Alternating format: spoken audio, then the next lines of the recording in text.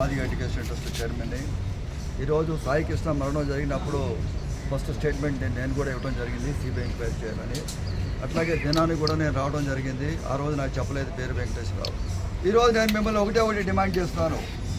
మాది బిడ్డ వంగలపూడి అంతా తక్షణమే రాజీనామా చేయాలి. Number 1 point 5 crores to be given to this family.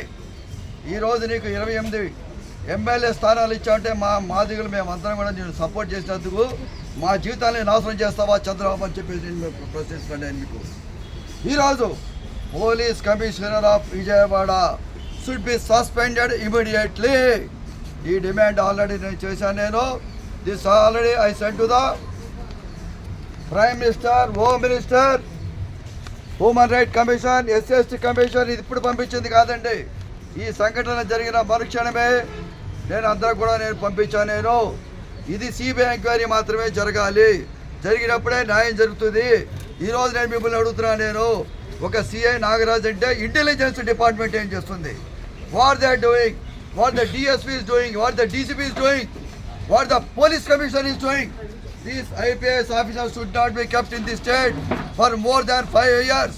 High court జడ్జిలు కానీ, IRTS వాళ్ళు కానీ, IRS వాళ్ళు కానీ వీళ్ళందరినీ దేశవ్యాప్తంగా బదిలీలు చేస్తారు. కానీ ఈ IPS ఆఫీసర్ని, IAS ఆఫీసర్స్ని ఈ స్టేట్లోనే స్టేట్ క్యాడర్లో పెడతారు వీళ్ళు.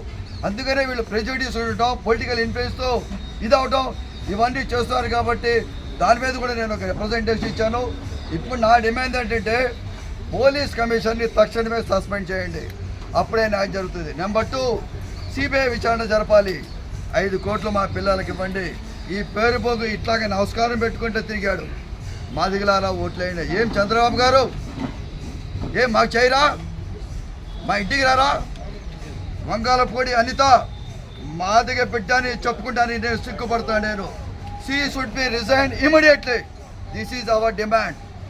వీటిలో ఏది కన్సిడర్ చేయకపోయినా కానీ డెఫినెట్గా అన్ని రాజకీయ పార్టీలతో మీటింగ్ పెడతాం, మేము ప్రజా సంఘాలు కలుపుతాం, మేము మీకు రాబోయే ఎలక్షన్లో బుద్ధి కూడా చెప్తామని చెప్పేసి ఇది చేస్తాం. జై భీమ్.